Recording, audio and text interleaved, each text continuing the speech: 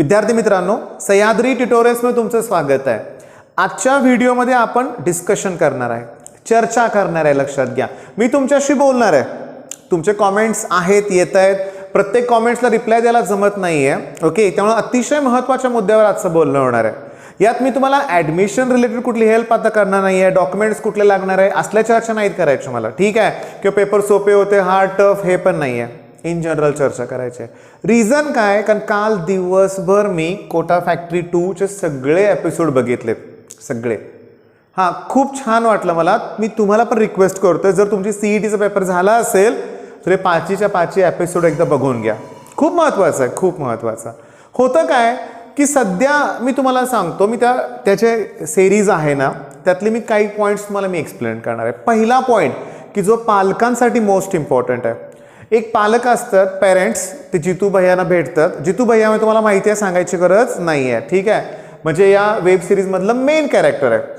ते त्यांना म्हणतात की काय करू माझ्या मुलाचं मी, तो अतिशय डिप्रेस आहे, सेकंड अटेम्प्ट आहे त्याचा, तरी त्याचं नाही IIT क्रॅक करता आली, तो अतिशय तणावात आहे, आमचा बिझनेस जबरदस्त आहे, जर IITला पैसे भरून घेता आलं असतं तर मी असं घेतलं असतं, पण मी आता काय करू? म्हणजे बघा, पालक तणावात होते। मग अशा वेळेस ते जितू भैया त्यांना काय म्हणाले माहिती आहे का? सेलिब्रेट करा। क्षणभर मला पण आणि ते पालकांना पण नक्कीच कळालं नसेल की हे काय सांगतायत। सेलिब्रेट करा म्हणले जितू भैया त्या पालकांना। आता एखादा ज्याला समजत नाही असा पालक विचार करू शकला असता, अपयशी आहे, तो फेल्युअर आहे, 2 वेळा IIT क्रॅक करता आलं नाही, मग कसल्या सक्सेसफुल, मग का सेलिब्रेट करायचंय? ओके, मग मुद्दा काय जितू भैयाने सांगितला की तुमचा मुलगा लहान आहे, आत्ताच त्याला अपयशाची जाणीव झालेली आहे। ओके, मग याच्यासारखी चांगली कुठली गोष्टच नाहीये असं त्यांचं म्हणणं होतं। तुम्हाला पटलं का? बघा, मला त्यांच्यासारखं डिटेलमध्ये सांगता आलं नाहीये, पण मी सांगण्याचा प्रयत्न करतोय। त्यांचं म्हणणं होतं की जर तुमच्या मुलाला अपयशाची जाणीव असेल, ओके, त्याला ते जाणवलं असेल की अरे आपण तर कुठेतरी हर्ट झाला असेल, तरी चांगली गोष्ट आहे, कारण अतिशय लहान वयात त्याला जबाबदारीची जाणीव झालेली आहे आणि हे खूप महत्त्वाचं आहे। मी हे पालकांना सांगतोय। हां, तुमची मुलं एफर्ट्स घेत आहेत, ओके, त्यांना ॲप्रिशिएट करा म्हणूया आपण। मी तुम्हाला सांगू का सर, ते जितू भैया जे असतात ना, ते फेल्युअरला ना सेलिब्रेट करतात। ओके, ते काय एपिसोडमध्ये गरजेचं आहे, तणाव घालवण्यासाठी ते गरजेचं आहे। नाही तर तणावाचं एक दुसरं उदाहरण मी त्या सिरीजमध्ये बघितलं, सांगतो। AIR म्हणजे बघा, त्यांनी त्या सिरीजमध्ये दाखवलंय AIR4 म्हणजे काय कळालं तुम्हाला? All India rank 4। जोक नाहीये, लक्षात घ्या। पूर्ण देशातून 4थ्या रँकला येणं जोक नाहीये, पण तो 4थ्या रँकचा विद्यार्थी रडताना दाखवलाय। आणि तो पहिल्या रँकचा जो विद्यार्थी असतो त्याचे जे पोस्टर एका ठिकाणी लावलेलं असतं तो फाडतो। ही रियालिटी आहे, लक्षात घ्या। का? कारण आपल्या समाजामध्ये कौतुक होतं फक्त पहिल्याचं, अति होतं, अति म्हणजे अति होतं। अरे पण मला इथं ना टाटा, रतन टाटा असतील, टाटा कंपनी असेल ना, ह्याचं एक एक्झाम्पल द्यायचं आहे, मी तुम्हाला सांगतो। नीरज चोप्रा, साहजिक आहे, खूप अभिमानाची गोष्ट आहे, खूप, कारण ते ॲथलेटिकमध्ये, ते भालाफेकमध्ये त्यांना गोल्ड मेडल मिळालं, खूप आनंदाची गोष्ट आहे। त्यांच्यावर कौतुकाचा भाडीमार झाला म्हणूया आपण, करोडो रुपयाची बक्षिसं वेगवेगळ्या गव्हर्नमेंटनं दिली। पण टाटा कंपनीनं काय केलं की ऑलिम्पिकमध्ये गेलेल्या प्रत्येकाला, ज्याला फेल्युअर जरी आला असेल तरी त्या प्रत्येकाला एक कार गिफ्ट दिली। सिरियसली बाळांनो, तिथे ते गेले होते, बरोबर ना? सांगा बघू। मग जसं 1चं कौतुक होतं तसं 4चं पण व्हायला पाहिजे होतं ना। त्या क्लासमध्ये काय दाखवलं बघा, की हा जो ऑल इंडिया रँक 1 असतं ना, तो जो मेन माहेश्वरी क्लासेसचे काय तो सेक्रेटरी असतो ना, किंवा कोण असेल, तो त्यांना म्हणतो की मर्सिडीज CLA गिफ्ट द्यायची का या मुलाला?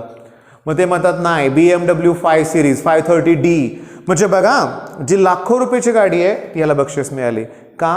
त्यातून त्यांचा करोडो रुपयाचा बिझनेस होणार आहे। हे रियालिटी आहे, लक्षात घ्या, ही रियालिटी होती। म्हणजे तुमच्या लक्षात आलं का? म्हणजे होतं काय माहिती आहे का? किंवा त्या वेब सिरीजमध्ये मी असंही बघितलं बरं का भावांनो, रँक खरेदी केल्या जातात। गेल्या वर्षी नीटचा टॉपरना सांगतो, नाव नको घ्यायला, 720 पैकी 720 मार्क होते त्याला, पण शॉक बसला मला जेव्हा 10च्या 10 देशातले जेवढे क्लास होते ना, प्रत्येक क्लासची त्याने ऍड केली होती, प्रत्येकाची टोपी घातली होती, प्रत्येकाचा टी-शर्ट घातला होता वेगळा वेगळा, म्हणजे ऑलरेडीच करोडो रुपयाची कमाई केली। ठीक आहे, बरं, मुद्द्याचं बोलूया आपण। काय होतंय की तुमच्या सगळ्यांच्या मनात प्रश्न पडलाय की माझा स्कोर एवढा एवढा होतोय, मला एवढे एवढे पर्सेंटाईल मिळतील, मग मला टॉपचं कॉलेज मिळेल का? बघा, टॉपचं कॉलेज मिळेल का? महत्वाचं उत्तर मी आत्ता देणार आहे. पुन्हा हेच, ही वेब सिरीज ना इतकी महत्वाची आहे, मी सांगतो. सुश्रुत नावाचं एक कॅरेक्टर आहे, म्हणजे थोडक्यात आपण त्याला इथं रिलेट करूया. म्हणजे स्कॉलरशिप मिळालेली आहे, NTS होल्डर आहे, स्कूलचा टॉपर आहे आणि तो IIT करण्यासाठी कोटाला गेला. पण तो अक्षरशः डिप्रेस झालेला असतो, रडत असतो. शेवटी तो एका ठिकाणी म्हणतो सुद्धा, राहू दे ही IIT, मी दुसरी कुठेतरी एक्झाम क्रॅक करून दाखवतो. एवढं प्रेशर, प्रचंड तणाव काही गरजेचा नाही आहे, लक्षात घ्या. एवढा तणाव काहीही गरजेचा नाही आहे. मेन पॉईंट काय बघा, मी इथं जरा दुसरा विषय बोलतो. थोडंसं रिपीट करण्याचं बऱ्याच जणांच्या मनात आहे. त्यांना मला सांगायचं आहे, अगोदर रिझल्ट तर लागू दे, आत्ताच रिपीटच्या गोष्टी करू नका. सोपं नाही आहे रिपीट करणं, बरं का, लक्षात घ्या. बऱ्याचशा गोष्टी तिथं फेस कराव्या लागतात, ही पहिली गोष्ट. दुसरी गोष्ट, मगाचा पॉईंट थोडासा, की टॉपचं कॉलेज. अरे तुम्ही स्वतःचं स्किल दाखवून कुठल्याही कॉलेजमधून शिका, शेवटी कॉम्प्युटर सायन्सच शिकणार आहे ना. तुम्ही कोडिंगमध्ये एक्सपर्ट असाल. आता माझ्या सिद्धेश नावाचा एक मुलगा होता 10th स्टँडर्डला. तो 10th मध्ये असल्यापासूनच तो असे प्रोग्राम वेगवेगळे तयार करायचा. ओके, मग त्यासारख्या मुलांना कुठलंही इंजिनिअरिंग कॉलेज मिळू दे ना, काय प्रॉब्लेम येणार आहे, तो पुढे जाणारच, हे लक्षात घ्या.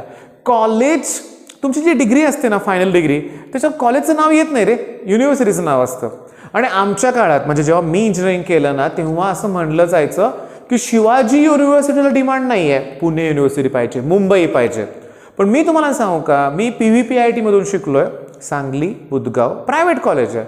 पण माझा आज प्रत्येक मित्र माझ्यावर शिकलेला, प्रत्येक, म्हणजे आमच्या हॉस्टेलमध्ये असलेली जेवढी मुलं होती ना, सगळी आज टॉपच्या पोझिशनला आहेत. कुठेही शिवाजी युनिव्हर्सिटीत ते शिकले म्हणून कुठं मागं पडले, बिलकुल नाही, लक्षात घ्या. प्रत्येक जण वेगवेगळ्या कंपनीजमध्ये मोठ्या मोठ्या पोस्टवर आहेत, काहींचे स्वतःच्या ऑर्गनायझेशन आहेत, लक्षात घ्या. काही इश्यू येत नाही कॉलेजचा, लक्षात घ्या.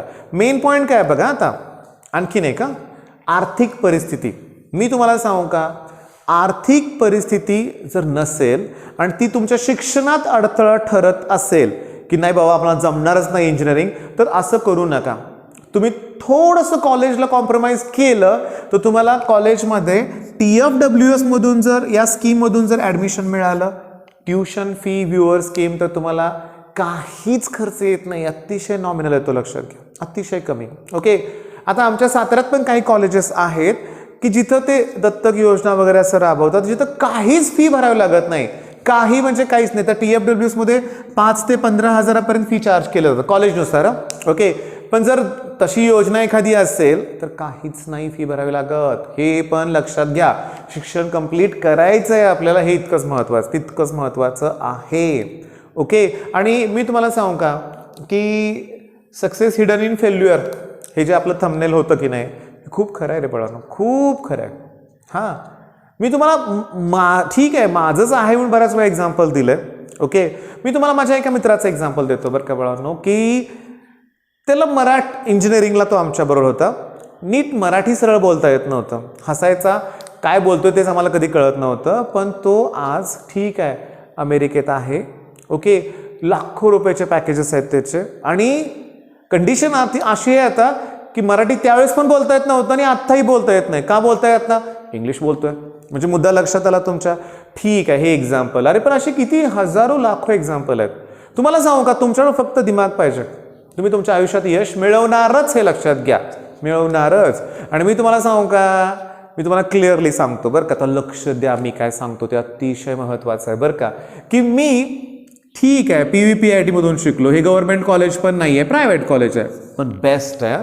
सांगली बुधगावमधलं PVPIT हे बेस्टच कॉलेज आहे. ठीक आहे, आमच्या वेळेस तिथं मेकॅनिकल इंजिनिअरिंगचं मेरिट वालचंदच्या खालोखाल असायचं, लक्षात घ्या, बेस्टच कॉलेज आहे बघा. तिथून मी शिकलोय.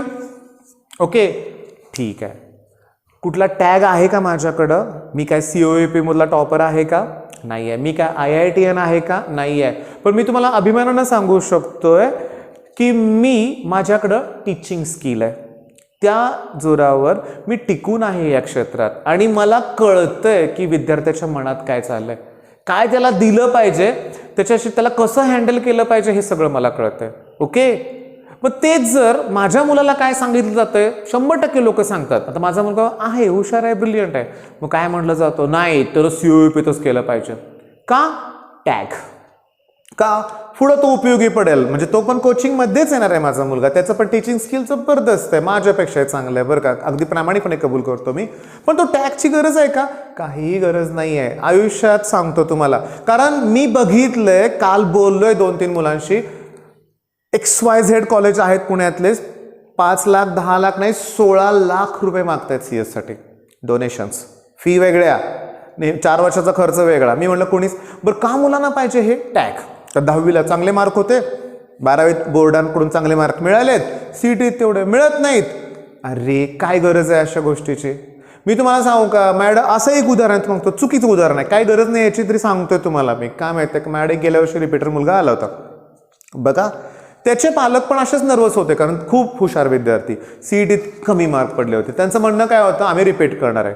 पण त्यांचं म्हणणं होतं बघा की आम्ही रिपीट करतोय हे गावाकडे सांगणारच नाहीये पाहुण्यांना सांगणार आहे की XYZ एका कॉलेजमध्ये तो शिकतोय म्हणून, आणि आमची इच्छा आहे की नेक्स्ट इयर रिपीट केला तर त्याला त्याच कॉलेजमध्ये मिळावं.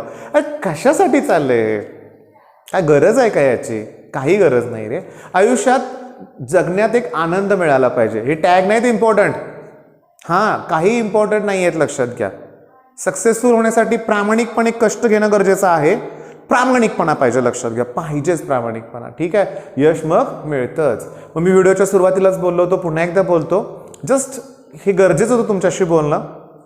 बऱ्याच जणांचा तणाव कमी करायचा आहे मला, प्रत्येकाशी फोनवर बोलता येत नाही आहे. हां यावर्षी एक्झाममध्ये बऱ्याच जणांकडून त्या सॉफ्टवेअरमुळं त्या चुका झाल्यात. ओके, JEE नीटसारखं एकदम नीटचं जाऊ दे, JEE म्हणूया आपण, JEE कशी ऑनलाईन एक्झाम झाली तसं CETकडून तशा बऱ्याचशा गोष्टी क्लिअर झाल्या नाही आहेत, किंवा जे सुपरवायझर होते त्यांना पण रूल्स व्यवस्थित माहीत नव्हते, त्यामुळे बऱ्याच जणांचे पेपर अगोदर सबमिट झाले, किंवा जरा अशा चुका झालेल्या आहेत. पण त्याच्यावर जर रडत बसण्यात काय अर्थ नाही आहे. डिसिजन योग्यच घ्यावे लागतील आणि घ्यायचे आहेत आपल्याला. आणि मी तुम्हाला सांगितल्याप्रमाणे 1-2 दिवसात मी काय करतोय बघा की PCB, आता काल एका मुलीनं 4-5 वेळा कॉमेंट केलं होतं, तिच्यासाठी मी सांगतोय, तिचं नाव आता आठवत नाही मला पटकन. PCB साठी सुद्धा ॲडमिशन प्रोसेसमध्ये आम्ही हेल्प करणार आहे. म्हणजे समजा ॲग्रीला जायची असेल, फार्मसीची कॉलेजेस असेल, त्यासाठी सुद्धा तुम्हाला व्हिडिओ लवकरच मिळेल. ठीक आहे, मग आता बघा, आता तसा सुट्टीचा दिवस आहे कारण CETची एक्झाम झालेली आहे, संडे आज. मग जसं आपण एरवी एन्जॉय करतो तसं एन्जॉय करा. PCBच्या मुलांची एक्झाम चालली, मला मान्य आहे. ठीक आहे, 30 तारखेला 2022च्या म्हणजे नेक्स्ट इयरच्या मुलांसाठी आम्ही व्हिडिओ सुरू करतोय. तुमचा प्रतिसाद मिळाला पाहिजे. ओके, आणि खूप आनंद होतो. एका मुलानं कॉमेंट केलं होतं, कधीच आयुष्यात तुम्हाला अनसबस्क्राईब करणार नाही आहे, पण मुलं करतायत, मी मान्य करतो, काही प्रॉब्लेम नाही, मला राग नाही आहे काय. चला ठीक आहे, कुठंतरी अटॅचमेंटमध्ये मी कमी पडलो असं म्हणेन जी अनसबस्क्राईब करतायत ते. पण बाकीच्या मुलांना मी रिक्वेस्ट करेन, तुम्ही उलटं शेअर करा, जास्तीत जास्त मुलांवर चॅनल शेअर करा. तुम्हाला मी नेहमी मोटिवेट करणार आहे. सकाळी 8चं टायमिंग हे तुमच्यासाठीच असणार आहे. व्हिडिओ मिळणार म्हणजे मिळणारच, तुम्हाला हे लक्षात घ्या.